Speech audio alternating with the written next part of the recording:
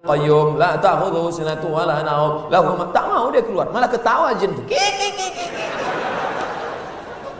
Jin, kenapa kau tak mau keluar? Sesama hantu di dalam saling mengusir.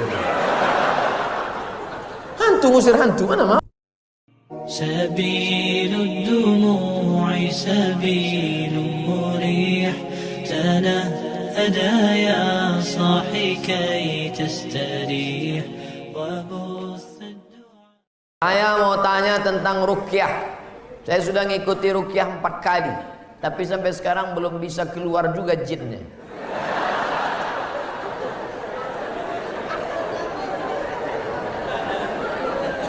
Nanti pergi ke Pekanbaru, mana tahu hari libur. Di belakang Hotel Premier ada Masjid Al-Falah. Ini nomornya, catat. Mana tahu ke Pekanbaru. Mungkin sama Ustadz ini jin itu tak takut, yang ini dia takut. Catat nomornya. Ketua Asosiasi Ruqyah Indonesia Provinsi Riau Daratan. Namanya Ustadz Saifullah.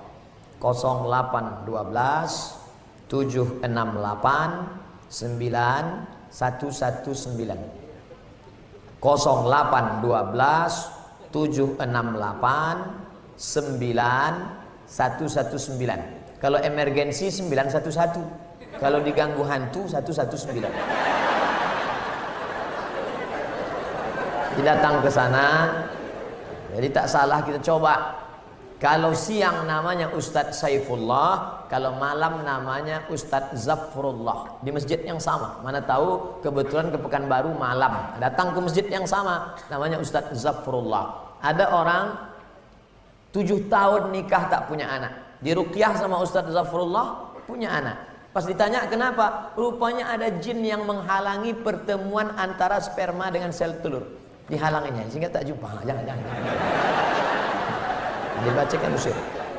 Kata Ustadz Saifullah, ada pula bencong LGBT di ruqyah sehat. Ternyata yang masuk tuh jin bencong.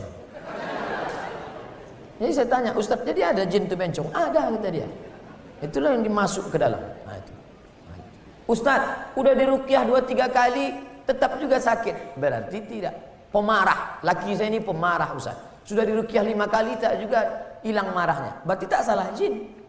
Memang dia pengamuk. Makanya kadang kita kasihan juga sama jin nih. Sikit-sikit salah dia. Sikit-sikit salah dia.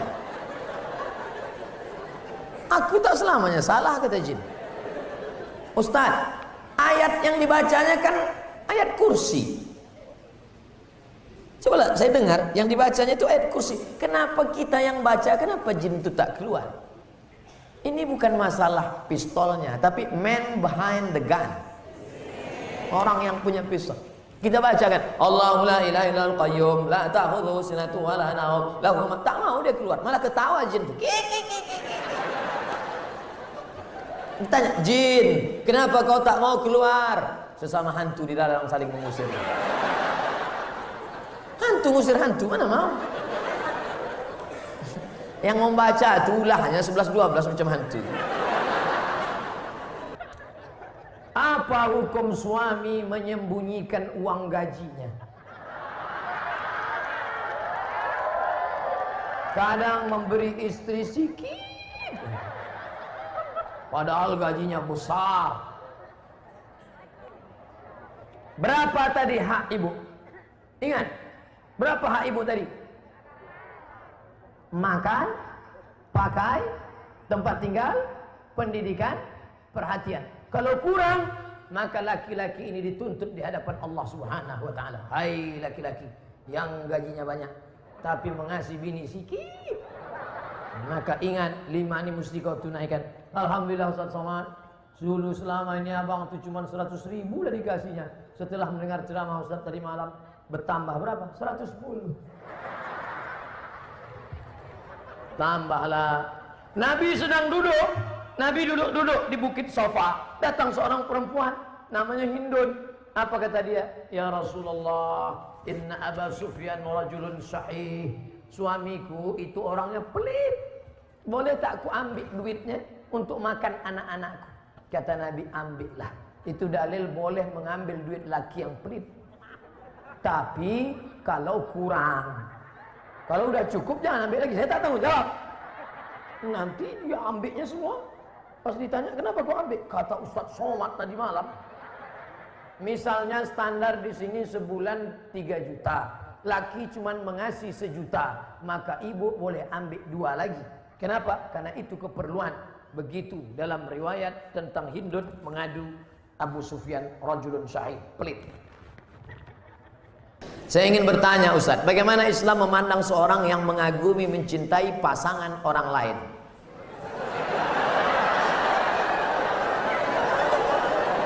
Bagaimana pula jika orang itu memiliki perasaan yang sama dengan kita?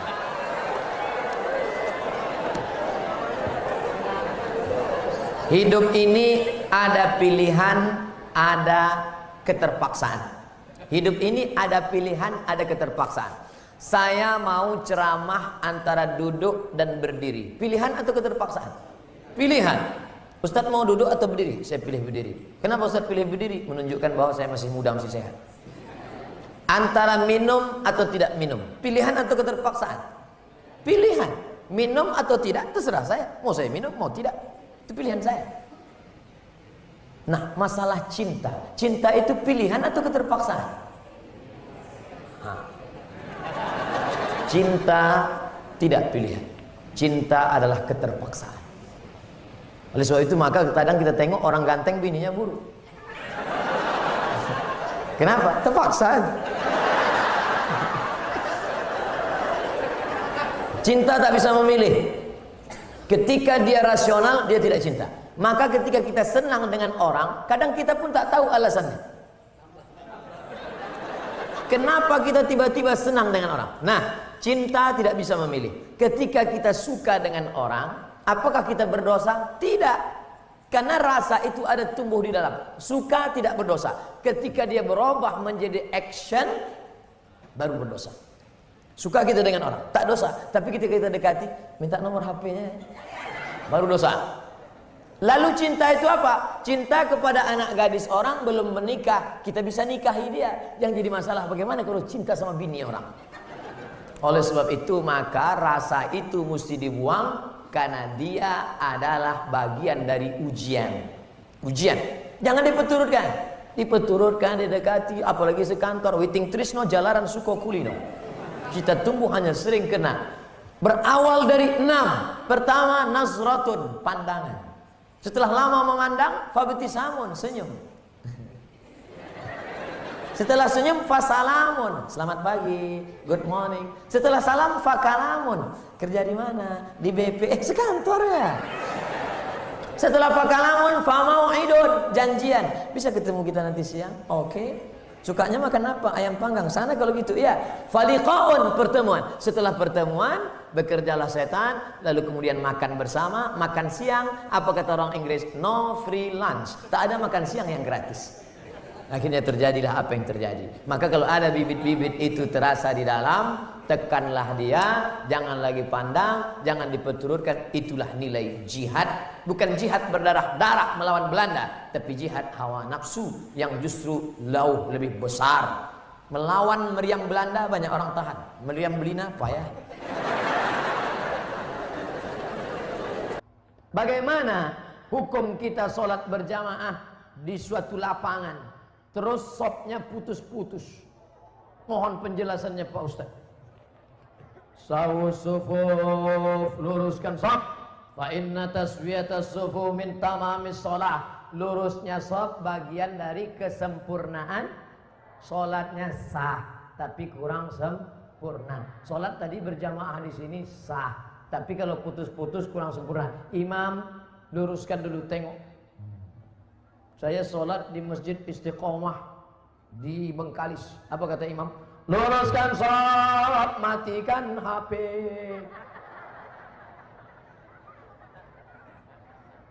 Ada pula di masjid lain, luruskan sholat, angkat kaki celana. Ada pula di masjid di Dumai lain lagi, luruskan sholat, simpan batu cincin. Saya tanya, Pak Imam, kenapa lain ini? Iya Pak Ustaz, batu cincin ini buat orang tak khusyuk. Waktu tasyahud tengok, sudah ada ini. Tapi tiga-tiganya sepakat bahwa luruskan sop. Cara meluruskan sop itu Pak Ustadz, ujung kaki di ujung tumit, ujung kaki di ujung sop. Kiblatnya ke sana. Ini ujung sajadah, tumit. Nah, tumitnya yang rata. Takut pula terlentang. Tumit. Jadi yang rata itu tumitnya. Adapun ujung kakinya ya tergantung kaki masing-masing. Kalau kakinya panjang, panjang. Kalau pendek, pendek. Mangkibun bimangkibin. Bahu rapat dengan bahu. Bahu bersentuh dengan bahu. Bersentuh dengan bahu. Saya kalau bahu saya disentuh orang, saya tak. Cuman kalau kaki kadang disentuh, geli kita. Nah, jadi kalau ada kawan, kita senggol kakinya sekali, dia geser, jangan disenggol lagi. Nanti asik ngurus kaki. Saya khawatirnya dia preman baru tobat. Begitu kita dipijakkannya, gitu. Bertinju kita di masjid. Kalau sampai kita bertinju di masjid, nanti yang ketawa yang tak ke masjid. Kenapa orang itu bertinju di masjid? Gara-gara kaki. Untung kita tak ke masjid. Allah pak balak 6. Nah jadi bahu rapat dengan bahu, kaki rapat-rapat sedikit lah. Kalau dia risau atau setempel. Setelah itu barulah imam angkat takbiratul ihram. Allahu Akbar. Bagaimana hukum suntik rubella yang belum sertifikasi halal MUI? Sampai sekarang Majelis Ulama Indonesia tidak mengeluarkan sertifikat halal sampai hari ini. Itu yang disampaikan oleh Sekjen MUI, Wakasekjen MUI, Kiai Haji Dr. Kiai Tengku Zulkarnain. Oleh sebab itu kalau ada yang memakai itu alasannya karena darurat. Karena kata dia kalau tidak disuntikkan ini anaknya sakit cacat, mati. Kita kalau dipilih antara dua, mati atau makan babi, pilih mana? Makan babi. Tak boleh pilih mati. Masuk ke dalam hutan, pilihan cuma dua, mati sama makan babi. Kau pilih mati atau makan babi? Aku mati aja lah, tak boleh. Mesti makan babi. Ambil kecap, colek-colek babi itu.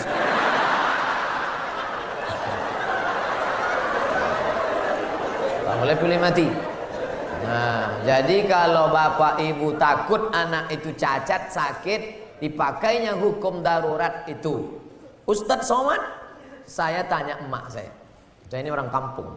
Mak, aku dulu waktu kecil ada disuntik cacar, suntik ini enggak. Kau dari kecil tak pernah disuntik. Asal datang dokter puskesmas, kularikan kau ke hutan.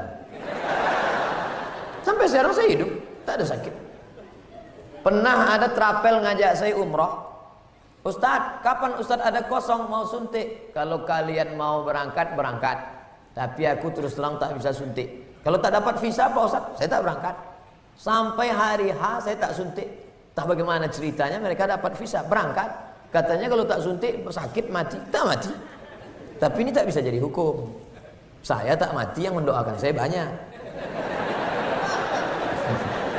Nah, sebanyak ini mendoakan. Mana mumpan kuman-kuman virus-virus? Kau Ustaz, berdosa tak kita memarahi ibu? Alasannya ibu keluar rumah tak menggunakan hijab. Oh, tak boleh nak. Mentang-mentang kau sudah pengajian, lalu kau panggil emakmu, mak sini sebentar. Assalamualaikum warahmatullah. Neraka jahanam. Bukan begitu caranya. Wa in jahadaka ala an tusyrika bima laysa laka bihi ilmun. Kalau emak bapakmu memaksamu untuk mempersekutukan aku, fala tuti'huma, jangan kau patuhi dia. Tapi untuk melawan tetap tak boleh. Wa sahibhuma fid dunya ma'rufa, tetaplah bergaul dengan jangan kalian yang menasihati dia. Datangi Pak Wan, datangi Pak Bupati, datangi Pak Wabu. Pak, bisa tak Bapak nasihati emak saya? Emak saya ini takut sama bapak. Nah, panggil Pak Bupati. Bu, sini. Ibu kenapa tak juga begitu? Iya Pak, insya Allah saya begitu. Gitu. Jadi mulutnya mulut mereka, pesannya dari kita. Jangan kita ngomong. Kita sebagai anak tidak pernah bersar di hadapan orang tua kita. Saya, Abdul Somad LCMA, penceramah, tapi di depan mak saya, alah kau udah kecil. Ibu tak pernah melihat anaknya itu besar. Anak itu tetaplah anak kecil yang dulu dia gendong-gendong. Maka pakai lidah orang lain. Cari tokoh-tokoh adat, tokoh lembaga adat Melayu, nenek mama, tokoh masyarakat. Datuk, bisa tak Datuk nasihati? Nenek, bisa tak nasihati emak saya belum berjilbab? Aku pun tak berjilbab juga. Apa hukum orang yang mampu beli mobil tapi minyaknya pakai subsidi premium? Ini nyindir saya nampaknya. Janganlah main sindir-sindir. Kalau mau turun saya baru tanya langsung. Berat menjawabnya ini. Kita bandingkan dengan negara lain, bagaimana harga minyak, bagaimana hebatnya negeri kita, gemah ripah, loh jenawi, tongkat dan batu jadi tanaman, untayan zamrud, katulistiwa di bawah minyak, di atas minyak. Bagaimana nasib saudara kita di Anambas yang begitu kaya dan hebat, tapi 24 jam saya di sana, HP saya tak berbunyi sama sekali. Nah, ini kan luar biasa. Oleh sebab itu pengaturan minyak, subsidi segala macam, mudah-mudahan ke depan pemerintah lebih baik insya-Allah. Ini hak kita sebagai warga negara. Mestinya kita ini kalau dilihatlah minyak kita dengan gas kita, dengan batu bara kita, dengan negeri terkaya di dunia, tak ada apa-apanya Brunei Darussalam. Ustaz, apa hukumnya membawa HP ke toilet? Misalnya main game.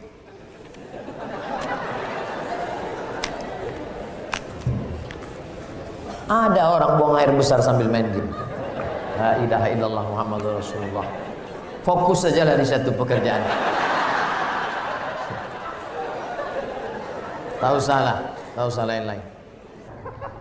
Pak Ustadz, saya mau nanya, apakah orang yang bertato itu tidak diterima sholatnya?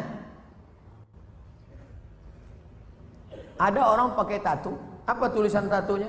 Orang yang bertato tidak diterima sholatnya.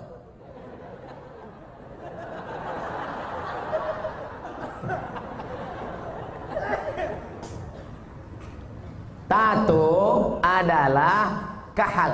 Kahal adalah celah yang dimasukkan ke dalam kulit dengan cara dilobangi, dimasukkan kahal. Itu tato zaman jadul. Tato zaman sekarang tato listrik, tato macam-macam jadi mantap. Waktu masih muda tegak, gambar tatonya ular kobra.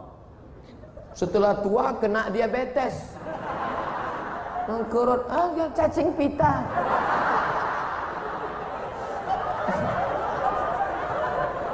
Sebelah kanan gambar burung gagak yang sedang ingin terbang menangkap serigala. Tiba-tiba karena sudah tua, kurus, keriput, gambar burung puyuh. Dulu preman tengik, sekarang tobat.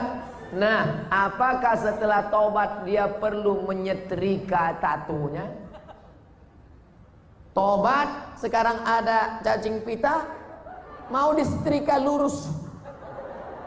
Maka saudara-saudaraku yang sudah bertato tidak perlu menyetrika tatonya, wuduknya sah, air wuduknya masuk, sudah dikaji oleh para ulama, tidak perlu membuang tatonya.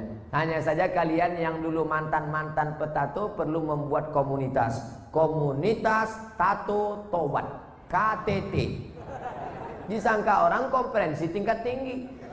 Ternyata komunitas tato tobat. Yang nggak punya tato nggak boleh masuk. Ada yang tatonya seperti Yakuza, ada bertato semua, ada sebelah mukanya tato semua isi. Tiba-tiba ada satu pesertanya nggak punya tato. Loh, sampean nggak ada tato kok bisa ikut? Ternyata tatonya cuma satu tai lalat. Dulu pengen jadi Rano Karno, nggak jadi. Dulu sama-sama dulu kan ada anak-anak muda ingin jadi Rano Karno, disuntik, ambil jarum, tusuk, kasih spidol. Ustaz kok tahu? Saya dulu nyoba juga. Nggak jadi. Nah, bagi yang belum punya tato jangan buat tato. 5. La'anallahul wasimat, Allah melaknat yang tukang buat tato. Wal mutasimat, minta buatkan tato. Wal mutanammisat, yang mencabut. Ini alis atau bulu mata? Alis, mencabut alis. Ini jangan dicabut. Ini mau nikah, wah dicabut, cabut. Gak mempan cabut dicukur, hilang. Tukang buat tato minta buatkan tato, mencabut bulu mata, alis mata, wal mutafallijat, mengotak-atik gigi. Gigi sudah bagus diotak-atik, kecuali giginya memang nggak wajar. Setiap melihat dia senyum pingsan 3 orang. Hai, gitu, pingsan. Itu boleh. Pakai kawat. Dulu seingat saja kawat itu kan untuk pagar. Sekarang gigi pakai kawat. Hari Senin ungu, hari Selasa merah, hari Rabu pink. Setiap ketemu, itu nggak boleh. Mubazir, sakit. Pokoknya merubah yang nggak wajar jadi wajar, boleh. Merubah yang nggak normal jadi normal, boleh. Tapi yang sudah normal jadi abnormal, nggak boleh. Nah, oleh sebab itu yang bertato, kalau ada imam kita bertato, nggak usah dipermasalahkan. Nanti selesai sholat, ini sholat kita sah nggak ya? Nampaknya nggak. Pokoknya baik-baik semua. Kalau orang tua saya sebelum meninggal berwasiat kepada saya untuk pergi haji, apakah saya harus memenuhi wasiat itu apa tidak? Sedangkan saya belum naik haji. Bagaimana balasan? Dia wasiat haji gini. Duh, iki ono uang 50 juta. Nanti kalau saya meninggal, kamu harus menghajikan saya. Anak ini bolehkah menghajikan bapaknya? Boleh, dengan syarat dia haji dulu. Namanya badal haji. Nah, boleh nggak dia pakai uang ini untuk berangkat haji dia? Nggak boleh, karena uang ini untuk menghajikan bapaknya. Oh, rupanya mikrofonnya nggak boleh kuat-kuat, karena bapak ini menghajikan. Makanya nggak boleh menghaji.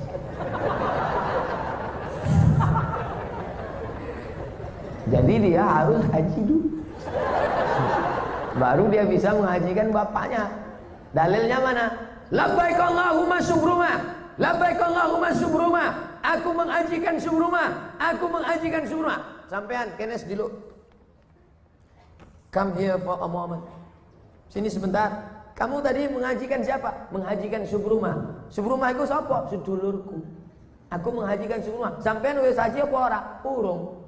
Haji dulu dirimu, baru hajikan orang lain. Nah, kebetulan nanti anaknya dapat uang, dia berangkat haji, bawa uang almarhum yang 50 juta tadi. Kebetulan nanti di Makkah ketemu mahasiswa dari Semarang, anak KSW, kekeluargaan Wali Songo. Di Mesir, kalau anak Jawa Tengah itu nama persatuannya KSW, kekeluargaan mahasiswa Wali Songo. Kalau kami anak Riau namanya KSMR, kelompok studi mahasiswa Riau. Ustaz kok tahu? Kami dulu tetangga di Kairo. Kami di atas anak Riau, di bawah anak KSW, kawan akrab. Nah, tanya dia, sampean dari mana? Dari Kairo, sedang haji ya? Iya, rumahnya di mana? Di Semarang. Oh, ketepatan, saya mau membadalkan haji bapak saya. Lihat dulu mana KTP-nya, betulkah belajar dari Al-Azhar? Jangan sampai ngaku-ngaku bohong. Lalu kemudian serahkan, ini badal haji untuk bapak saya, maka hajinya sah. Pak Ustadz, apa sama berbakti sama orang tua dengan berbakti sama mertua? Kau jumpa istrimu itu umurnya berapa?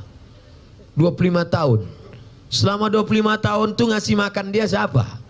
Bapak sama emaknya. Sedangkan ayam saja tak dikasih orang. Ayam, ikan lele tak akan dia kasih. Kenapa dia mau mengasihi anak gadisnya kepada engkau, sedangkan kau tak pula ganteng, PKI, pendek kecil hitam? Kenapa dia mau mengasihi kepada engkau?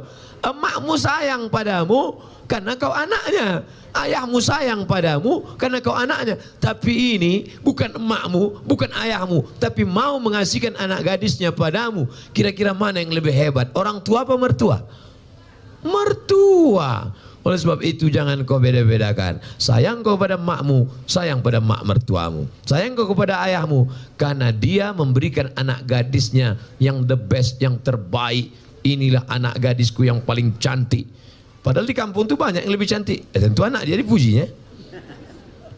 Oleh sebab itu maka yang selama ini tak sayang pada mertua, balik dari pengajian ini mudah-mudahan sayang dia pada mertuanya, insyaallah. Makanya carilah menantu yang soleh, bukan somat.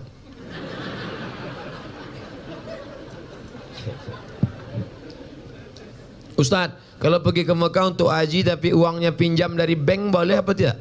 Bank Syariah, Bank Aceh Syariah, boleh. Masa masa ngutang ibadah Pak Ustadz? Boleh ngutang. Pak Haji pinjam duit 2,5 juta, aku mau kurban. Kurban bulan berapa? Bulan Zulhijjah.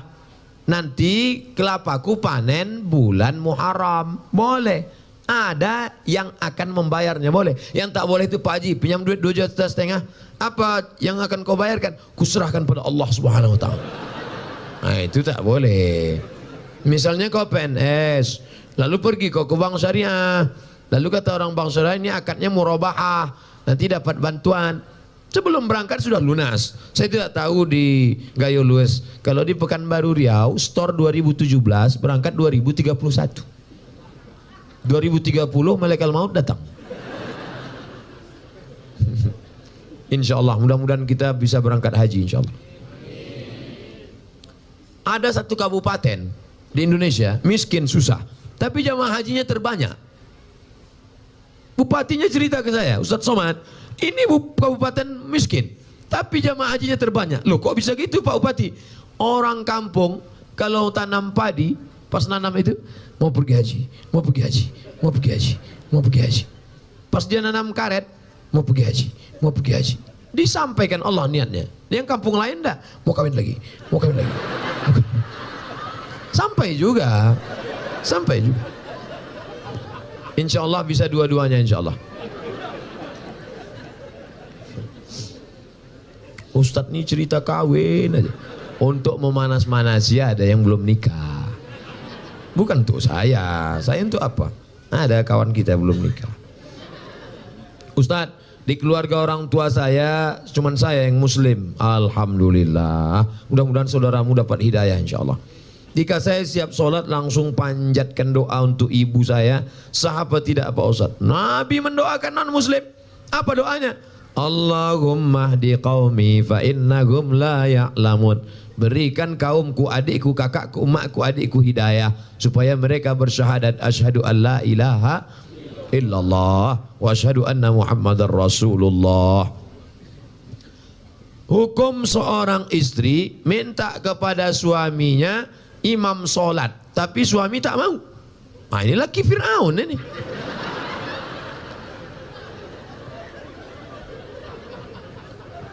Istri itu tidak meminta, tapi suami yang membangun. Kan suami mengambil air di perciknya ke wajah ibu. Bangun. Nah itu kalau anak udah 3. Kalau waktu masih pengantin baru kemarin, wake up my darling, wake up my honey. Bentang mereka lah sajadah. Usolli sunnatat tahajjud raka'ataini imaman lillahi ta'ala. Allahu akbar. Bismillahirrahmanirrahim. Ar-Rahman 'allamal Qur'an, khalaqal insan, 'allamahul bayan. Mertua di sebelah mendengar suara menantu sholat. Siapa itu bu? Menantu kita.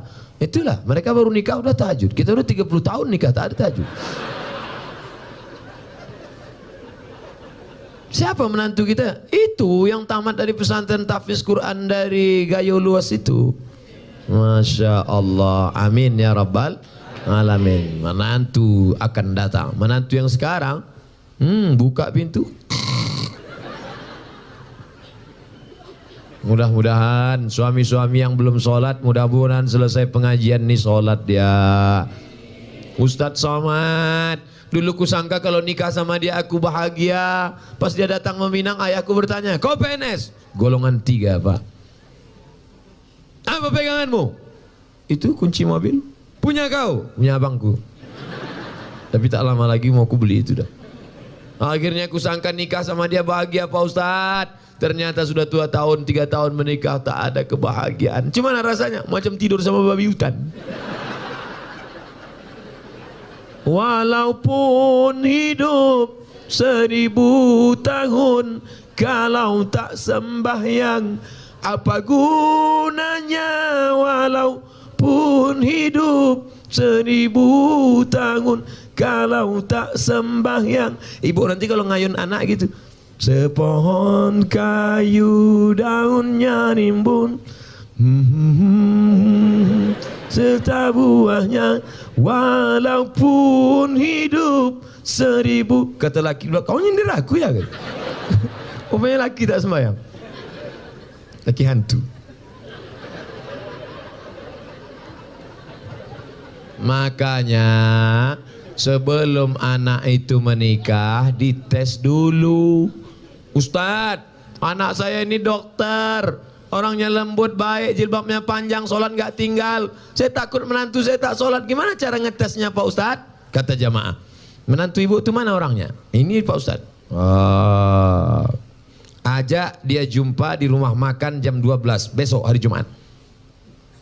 Calon mantu, ya bisa kita jumpa jam 12 besok hari Jumat. Mohon maaf ibu calon mertua, siapapun yang mengajak kalau hari Jumat aku mau sholat Jumat, terimalah dia. Tapi kalau kata dia, oke, jangan terima. Tapi soal ini tak bisa dipakai lagi karena sudah bocor. Nanti ku kasih soal lain.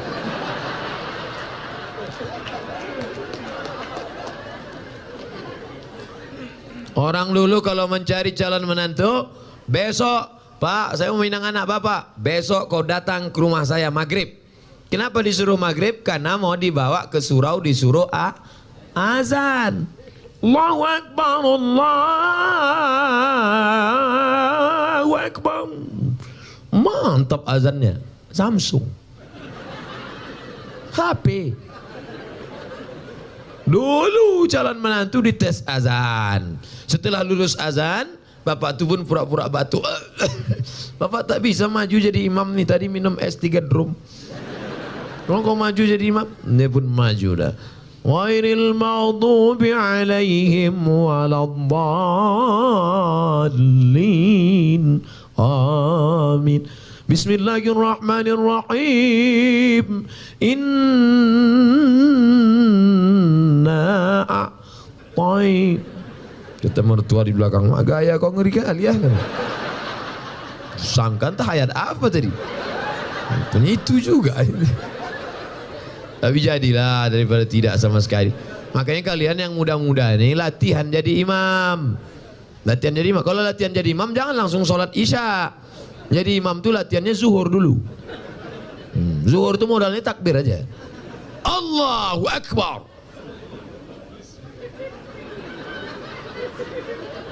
Allahu Akbar. Tapi sami Allah ingat juga. Yang pula saking groginya Allahu Akbar. Nanti udah agak-agak kuat mental, udah agak-agak siap ready sudah, baru coba maghrib. Jangan langsung subuh. Subuh memang 2 rakaat, tapi kunut panjang. Nah, maghrib lah mulai coba. Bismillahirrahmanirrahim. Nah, ini sembahyang apa MTQ? Tapi yang paling enak itu jadi TNI Polri. Kalau kita TNI Polri, calon mertua mana berani nanya kita kan? Datang kita, kau sembahyang apa tidak? Bukakan aja pistol tuh.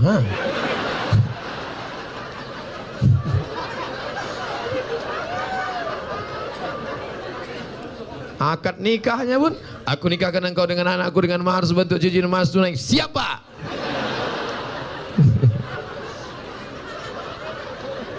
Ustadz Somad yang saya muliakan, ini pertanyaannya bagi saya sangat besar maknanya. Seorang ibu hamil duluan, baru menikah. Bagaimana status anak tersebut?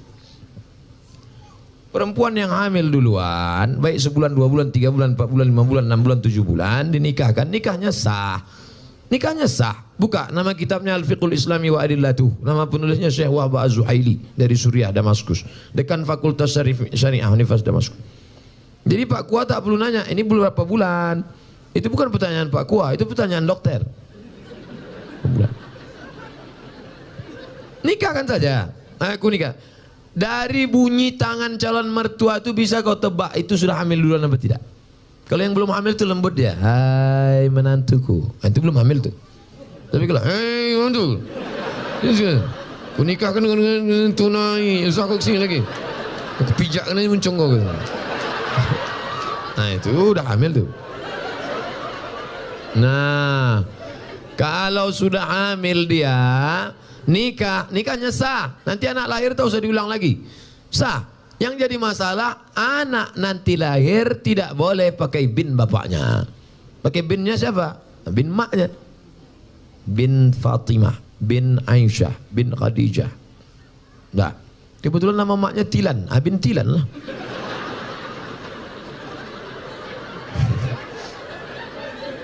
Dua, kebetulan anak ini lahir laki-laki.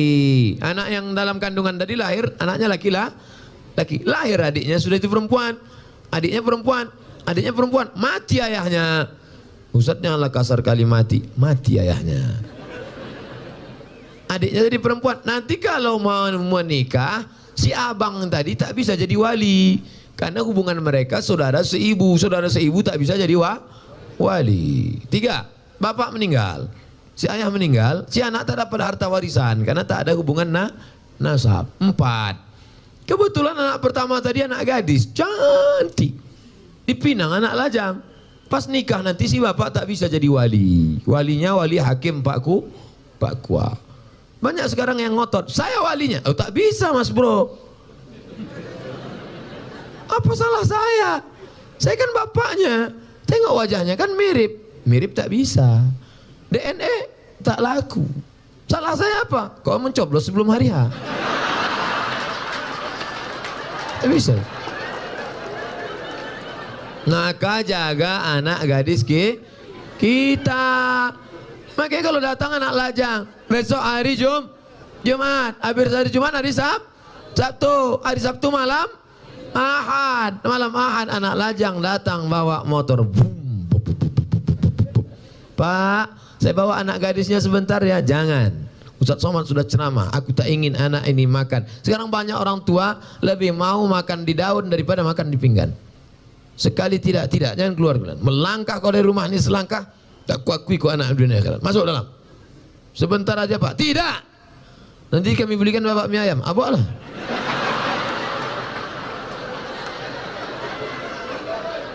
Semangkuk mie ayam lah pula harga anak gadis kau. La ilaha illallah Muhammad Rasulullah. Ibu juga harus sepakat sama bapak. Kalau bapak sudah mengatakan tidak. Sebentar aja, tidak. Sekali tidak. Datang istri dari belakang, kasihlah bang. Kita dulu lebih parah dari itu lagi. Inilah yang membuat anak ini rusak. Kalian pun yang lajang-lajang. Ini pakai motor, udah dibawa, bonceng sana, bonceng sini, bonceng sana, bonceng sini, gembung masuk angin. Yang mengandung 9 bulan 10 hari laki-laki apa perempuan? Perempuan. Yang melahirkan meregang nyawa laki-laki apa perempuan? Perempuan. Yang ngidam muntah-muntah laki-laki apa perempuan? Perempuan. Maka jaga kehormatan kalian adik-adikku, anak-anakku. Jaga. Tak ada harga kalian. Sekolah aja bagus-bagus. Yang lajang-lajang, jangan kalian pacaran. Tak usah kalian pacaran. Emangnya Ustaz dulu tak pernah pacaran? 4 tahun saya di Mesir tak pernah pacaran. Kalau tak percaya tanya sama Ustaz Fadil. Tak pernah Ustaz kan?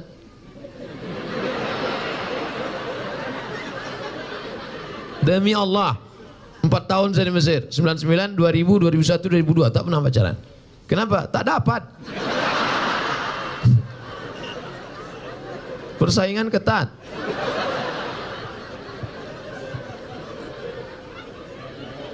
Assalamualaikum. Tapi setelah pulang, selesai saya S1 Mesir, saya lanjutkan S2 Maroko. Habis itu saya pulang 2008 saya pulang, lulus PNS, mengajar, ustadz. Coba tengok komen-komen. Nih lajang-lajang yang ngasih pacaran.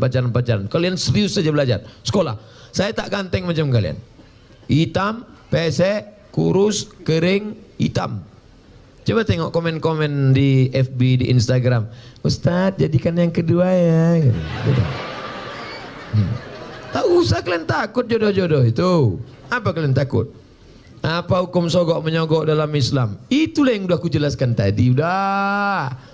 ar-rashi wal murtashi. La'ana Rasulullah SAW ar-rashi wal murtashi. Yang menyogok masuk neraka, yang disogok masuk neraka. Duit sogok haram, dikasih anak bini makan haram, dimakan masuk darah hitam naik ke otak, jantung kotor, menjadi darah daging masuk neraka jahanam, dibawa pergi haji Makkah. Labbaik Allahumma labbaik, labbaik la syarika lak labbaik. Apa kata malaikat? La labbaik wala sa'daik. Kau tak dapat haji mabrur karena kau pakai duit sogok. Patutlah balik haji tak ada perubahan. Heran aku dengan Pak Haji ini Pak Ustaz. Dulu sebelum berangkat haji bercelana pendek, balik haji tak bercelana sama sekali. Tak ada perubahan. La ilaha illallah Muhammad Rasulullah. Kalau udah terlanjur gimana Pak Ustaz? Keluarlah dari PNS. Ustaz ngomong aja enak. Kalian tanya aku jawab. Ustaz, saya punya abang yang menyusahkan orang tua. Menyusahkannya berjudi, mencuri orang tua, menggadaikan kereta. Sebagai adik apa yang saya lakukan? Pulang dari sini, musyawarah engkau sama keluarga. Mungkin otak abangmu ini sudah rusak karena narkoba. Karena orang kalau sudah kena narkoba, jangankan sabu-sabu, putau, pil rohypnol, mix kasbek vodka. Hafal juga Pak Ustaz nih. Jangan pemakai juga ini dulu. Jangankan itu, lem kambing aja rusak. Anak-anak SMP, anak SD kalau udah kena lem kambing rusak. Berapa banyak ibu-ibu masak pagi tak panas-panas nasi, rupanya tabung gas sudah dijual anak untuk beli sabu-sabu. Otak itu sudah rusak. Ini saya yakin ini abang ini udah rusak otaknya. Kenapa? Karena mau dia pula menyusahkan orang tua, berjudi, mencuri orang tua. Jadi kalian kumpul bersama, cari asal muasal sebab musabah. Oh, dia kena narkoba. Orang kena narkoba jangan malu bawakan ke BNN, Badan Narkotika Nasional. Ustaz, tolong doakan anak kami. Pak Ustaz, doa apa? Doa narkoba. Saya belum pernah dapat doa Allahumma inni na'udzubika min sabu-sabu. Tak ada. Maka serahkan ke BNN. Nomornya Pak Ustaz, catat nomor BNN. Saya selalu dibawa BNN ceramah. Catat ya. Jangan minta ceramah sama BNN. BNN. Rusak pula HP.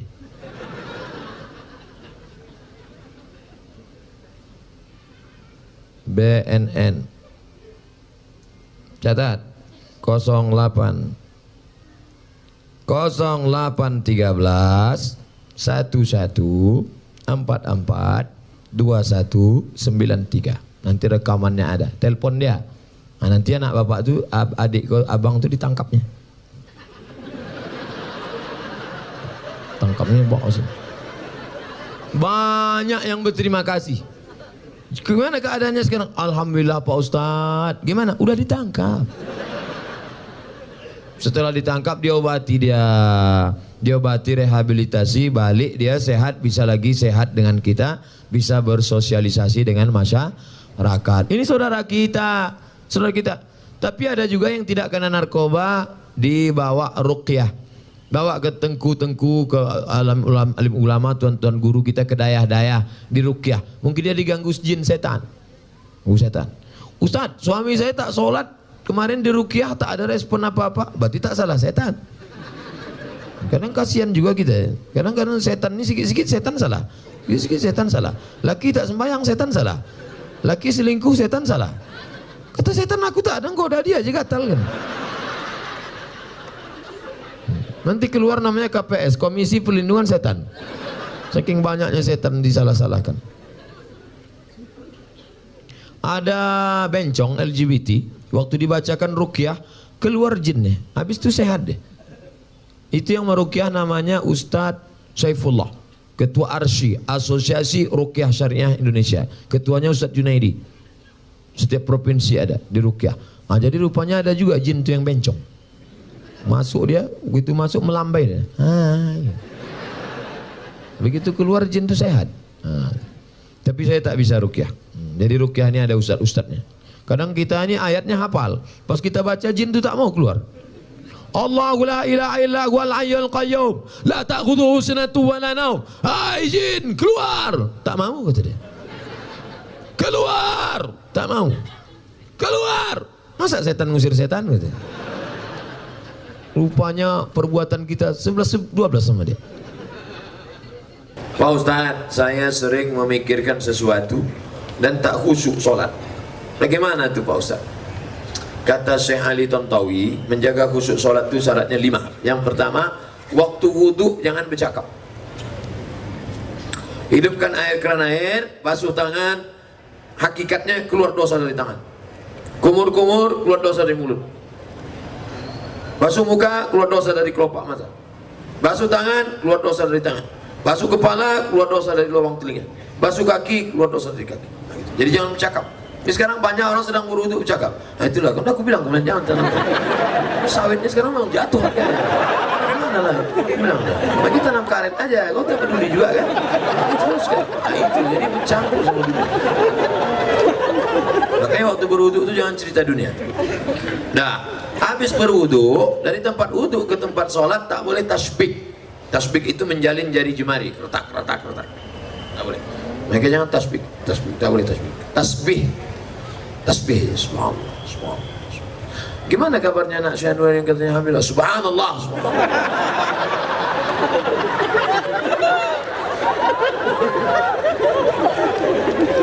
Jangan lagi tasbih. Nah, yang ketiga, menyambut azan. Allahu Akbar, Allahu Akbar, Allahu Akbar, Allah. Hayya 'alas shalah. La haula wala quwwata illa billah. Nah, jadi jangan ngobrol sedang azan. Nah, jadi kalau ada yang ngajak kita ngobrol waktu sedang azan, kabarnya si anu jadi acara Allah. La haula wala quwwata.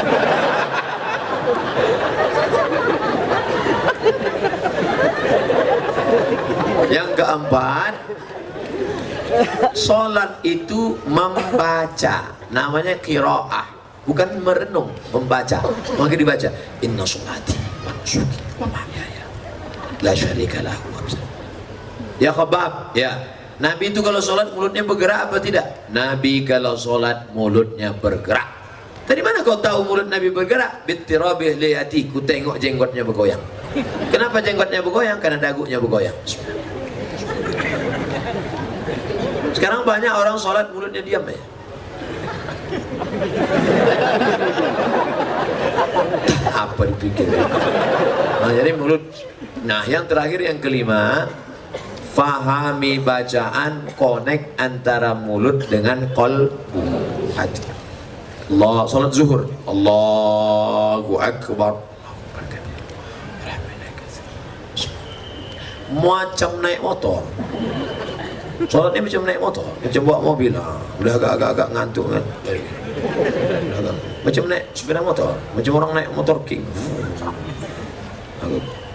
Konsen fokus. Sholat bukan kehilangan kesadaran. Dan orang bilang, aku kalau sudah sholat itu hilang kesadaranku. Berarti kau dilarikan jin. Karena sahabat-sahabat Nabi waktu sholat itu sahabat tidak hilang. Mana dalilnya? Ketika sahabat sedang sholat, tiba-tiba Nabi datang. Waktu itu Nabi sakit. Imamnya Abu Bakar. Datang Nabi waktu sahabat sedang sholat, maka sahabat memukul tangan. Pukul tangan mau ngasih tahu Abu Bakar, karena tak mungkin ngomong kan, mungkin Abu Bakar itu ada Nabi datang. Menunjukkan mereka sadar, terbuka matanya. Sholat itu mata dibuka, bukan ditutup. Buka. Dari mana dalil sholat buka mata? Uqtulul aswadaini fi sholat, bunuhlah dua yang hitam waktu kau sedang sholat. Waktu sedang sholat bunuhlah dua yang hitam. Apa itu? Ular dan kala jengking. Macam mana kita tahu ada ular kala jengking kalau mata tertutup? Tutup. Tiba-tiba terdengar suara berbisik. Apa? Rupanya ular anaconda. Mata dibuka. Makanya kalau kita sedang sholat, misalnya habis potong karet di hutan, setelah sholat, di depan potong karet itu ada sumur tua. Tiba-tiba datang, entah dari mana datang orang buta mau masuk. Tengok, jangan tengok aja, tolong dia. Biarkan masuk. Tarik tangannya, tarik, selamatkan dia. Maka sholatmu tidak batal selama tidak ngomong. Jangan ngomong, jangan pula ngomong. Pak, jangan jauh sini. Sholat bukan kehilangan kesadaran. Siapa bilang sholat kehilangan kesadaran? Sholat sadar tidak hilang, kita tetap sadar, tapi connect dibacakan. At-tahiyatul mubarakatuh salawatut thayyibatu lillah. Assalamu alayka ayuhan nabiyyu wa rahmatullahi wa barakatuh. Wassalamu alayna wa ala ibadillah salihin. Ashhadu an la ilaha illallah wa ashhadu anna muhammadar rasulullah. Allahumma salli ala sayyidina Muhammad wa ala ali Muhammad kama sallaita ala Ibrahim sampai habis. Fil alamin innaka hamidum majid. Lanjut lagi. Allahumma ighfir li ma qaddamtu wa ma akhartu wa ma asrartu wa ma alantu wa ma asraftu wa ma anta a'lamu bi minni antal muqaddim wa antal muakhir la ilaha illa anta subhanaka inni kuntu minadh zalimin. Allahumma inni a'udzubika min adzabi jahannam min adzabil qabri wa min fitnatil mahya wal mamat wa min syarri fitnatil masiihid dajjal. Allahumma inni ala dzikrika wa syukrika wa husni ibadatik. Assalamualaikum warahmatullahi. Allah memberikan kekhusyuan, kita berusaha menyiapkan cawan. Saya dari Miss XXX. Bagaimana tanggung jawab seorang abang yang paling besar terhadap keluarga setelah bapak meninggal dunia? Tanggung jawab terhadap ibunya. Maka engkau menjadi wali bagi adik-adikmu. Tugas bapak mesti kau mengembannya. Laki-laki, kewajiban kalian kepada perempuan ada 5. Perempuan, hak kalian pada laki-laki ada 5. Pertama, kasih makan. Ibu udah makan? Yang kedua, kasih pakaian. Nampaknya pakaian perempuan-perempuan di gaya luas. Karena di tempat lain banyak perempuan yang tidak dikasih lakinya pakaian. Dikasihlah rok pendek, ditarik ke atas, dibuka bawah. Ada juga yang rok panjang, resleting, belum berpasang. Panjang roknya, tapi tidak pasang. Masa lewat, dibuka. Saya tidak nengok, tertampak. Kewajiban kalian pertama, kasih makan. Yang kedua, kasih pakaian. Yang ketiga, kasih tempat tinggal. Yang keempat, kasih pendidikan. Kalian kasih didik adik-adik kalian. Mak tak usah lagi pendidik, tapi mak juga bawa pengajian. Mak jangan dididik. Kalian yang punya ayah sudah meninggal, tinggal emak, jangan mak pula kalian didik. Balik dari sini, mak duduk sini mak. Assalamualaikum warahmatullahi wabarakatuh. Gitu. Bawa dia pengajian. Mak, ini ada pengajian ini. Mak ikut nanti ya. Aslinya kalian mendidik istri, tapi karena tak sanggup, bawa dia pengajian. Yang kelima, perhatikan dia. Sekarang banyak perempuan yang kurang perhatian, akhirnya mencari perhatian. Kalau nampak perempuan pakai gelang kaki sampai 2 biji, kalau berjalan kerincing, itu kurang perhatian. Ingin diperhatikan orang. Makai ini sampai macam punuk onta. Kalau sekedar ikat rambut tak apa-apa. Perempuan yang rambutnya agak panjang, diikatnya pakai karet gula, karet minyak goreng, diikat. Lalu agak apa sedikit, tak apa-apa. Karena kalau tidak diikat, nanti pas membuka muka disangka lakinya sundel bolong. Sekedar diikat tak apa. Tapi ada orang mencari perhatian sampai tinggi ke atas. Pernah kan ada nengok perempuan tinggi ke atas, dipakai pula tumit 15 cm. Dia yang memakai, kita yang takut jatuh. Pas pergi undang, nengok dia lewat, hai, tinggi tumit segini. 3 kali, jatuh. Oleh sebab itu maka ini banyak perempuan-perempuan yang kurang perhatian. Banyak pula perempuan ketika di rumah macam hantu, di luar rumah macam artis. Ustaz tahu dari mana? Pernah saya datang ke rumahnya, tak kenal saya. Ini siapa? Rupanya topeng berbuka. Inilah alis mata dicukur, habis gundul, macam hutan lindung kena.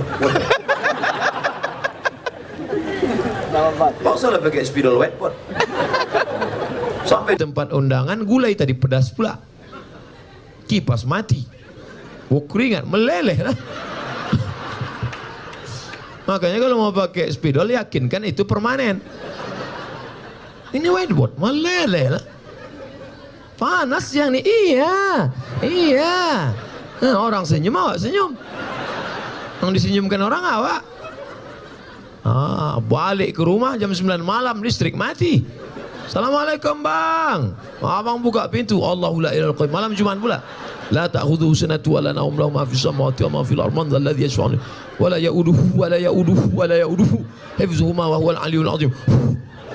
Kenapa hantu ni tak pergi? Bini abang. Inilah gara-gara bini tak mengaji. Tapi insya Allah di Gayo Lues tak ada ini. Tak ada. Soleh-solehah semua insya Allah.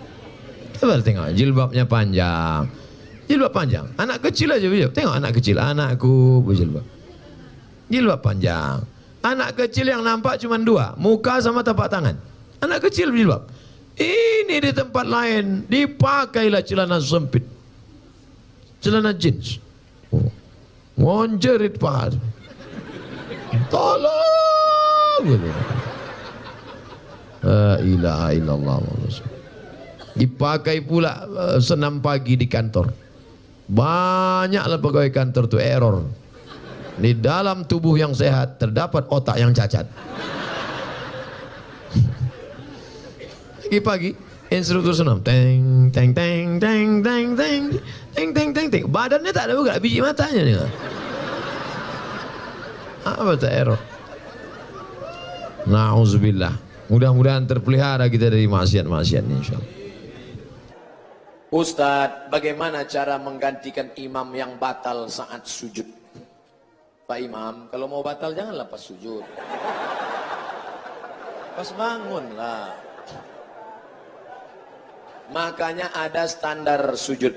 Kata Imam Al-Hasan Al-Basri, sependek-pendek tasbih 3. Subhana rabbiyal a'la bihamdi, subhana rabbiyal a'la bihamdi, subhana rabbiyal a'la bihamdi. Yang agak sedang 5. Subhana rabbiyal a'la bihamdi, subhana rabbiyal a'la bihamdi. Yang paling panjang 7. Kalau lewat dari 7, 12. Lewat dari itu dia tetap tidak bangun, berarti terjadi sesuatu. Maka yang di belakang imam, kalau kita sholat di Masjid Kuala Lumpur, Malaysia, maka ada imam 1 depan, ada imam 2 di belakang. Imam yang belakang mulai curiga. Ini jangan-jangan sudah terjadi something wrong. Maka dia tegak, dia masuk ke depan, dia menggantikan, dia bangun. Allahu Akbar. Tapi biasanya jarang-jarang terjadi. Kalaupun imam mau mati, dia bangkit dulu. Allahu Akbar. Baru dia mati. Mana tahu terjadi. Itulah makanya jangan sembarangan kalau masuk masjid ente nyelonong di belakang imam. Orang yang di belakang imam itu harus siap maju jadi imam. Namanya apa? Imam cadangan. Harus maju. Ini saya lihat anak-anak muda banyak di masjid. Dia sudah sholat sudah mantap, tapi dia terlalu kepedean di belakang imam. Pakai baju kaos, pakai celana jeans. Begitu maju ke depan, pantatnya kelihatan. Nekat maju ke depan. Itu sholatmu batal anakku. Panjangkan bajumu. Di sini alhamdulillah, selama di komplek ini saya tidak melihat ada pun satu pun anak-anak yang pakai celana jeans. Tak ada. Tengok rapi mereka. Pakai baju koko, pakai rapi. Insya Allah kalau anak-anak kita sejuk mata kita melihat dia. Melihat dia kita sejuk. Melihat wali muridnya pun sejuk juga. Senang hati kita. Apa hukumnya melihat dan berkomunikasi dengan perempuan yang bukan mahram? Tidak ada hubungan pertemanan. Teman Pak Ustaz, tapi mesra. Tidak ada. Kami pacaran syariah Pak Ustaz. Kalau ketemu, Assalamualaikum ya akhi. Bulan pertama, ya akhi ya ukhti. Bulan kedua, ya abi ummi. Bulan kelima, almarhum almarhumah. Tidak ada yang namanya pertemanan. Makanya kalau dia di pondok pesantren ini insya Allah selamat. Di pesantren mereka tidak mengenal pacaran. Saya 4 tahun di Kairo, Mesir, nggak pernah yang namanya pacaran. Nggak ada. Kenapa Ustaz nggak pacaran? Persaingan ketat.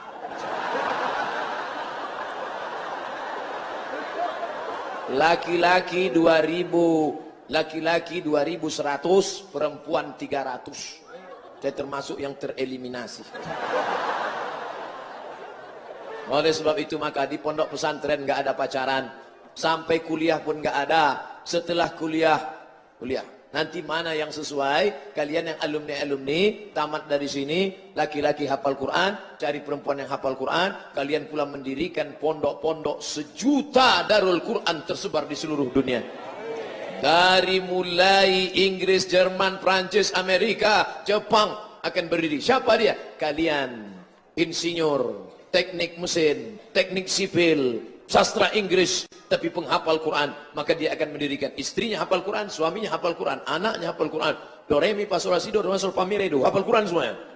Itu yang diinginkan cita-cita. Barulah bangsa Indonesia ini akan turun rahmat dan barokah. Walau anna ahlal qura amanu, seandainya penduduk negeri ini beriman dan bertakwa, la fatahna alaihim barakat, kami bukakan barakah minas sama, dari langit, wal ard, dari bumi. Dengan syarat apa? Al-Quran, Al-Quran, Al-Quran. Ketika Sultan Hasan al-Bolkiah Brunei Darussalam membuka pondok tahfiz Quran, menerapkan syariat Islam, terbuka sumur-sumur minyak yang baru. Siapa yang membukakan itu? Allah membukakan pintu barokah, janjinya. Walakin kadzabu, tapi kalau mereka menginjak-injak Al-Quran, mereka menyia-nyiakan Al-Quran, akhadnahum, kami cabut nikmat, rahmat dan barokah. Jangan kalian pacaran-pacaran anak-anakku. Insyaallah santri-santri Darul Quran selamat. Adapun yang dari luar datang kemari yang sudah terlanjur pacaran, keluar dari sini, buanglah mantan pada tempatnya. Ambil nomornya, delete, buka FB, unfriend. Kalau dia tanya, kenapa kau putuskan aku? Kan kupinang kau dengan bismillah. Kapan? Tahunnya belum jelas. Apa hukumnya kita mengatai teman kita?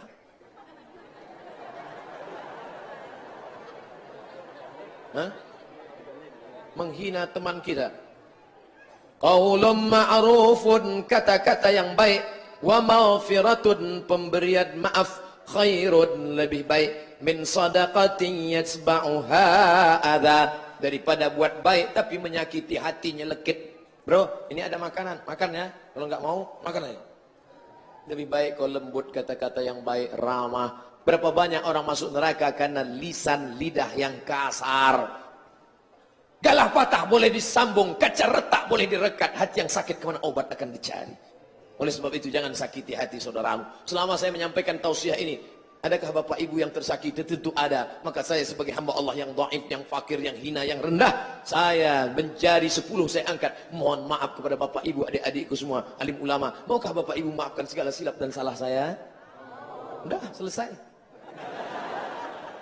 Daripada kita cari dia di akhirat nanti, mendingan kita minta maaf di sini. Mohon doa Ustadz seluruh santri Darul Quran, wabil khusus untuk siswa-siswa akhir yang akan menghadapi UN. Oh, ternyata mereka takutnya bukan sama UAS, sama UN. Semoga Allah berikan kemudahan dalam menjalani ujian, dan semoga diwujudkan cita-cita serta impiannya, dijadikan pemimpin-pemimpin dunia yang menegakkan agama Allah dan membuat kebangkitan Islam di seluruh dunia, insyaallah. Amin. Dunia pernah bangkit dari Turki, dipimpin oleh siapa dia? Muhammad Al-Fatih. Dunia pernah bangkit dari Makkah, dipimpin oleh siapa? Muhammad sallallahu alaihi wasallam. Khulafaur Rasyidin Abu Bakar, Umar, Uthman wa Ali wa an kulli sahabati radhiyallahu anhum ajma'in. Islam pernah bangkit di Maroko. Tapi jangan lupa, ada satu yang belum dapat jatah. Islam akan bangkit dari negeri Republik Indonesia.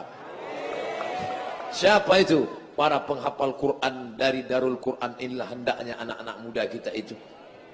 Nanti yang akan memerdekakan Palestina, yang akan menyelamatkan dari Israel, bukan dari Turki, bukan dari Jazirah Arab, bukan dari mana-mana. Kita berharap adalah anak-anak kita lahir dari negeri baldatun thayyibatun wa rabbun ghafur. Amin.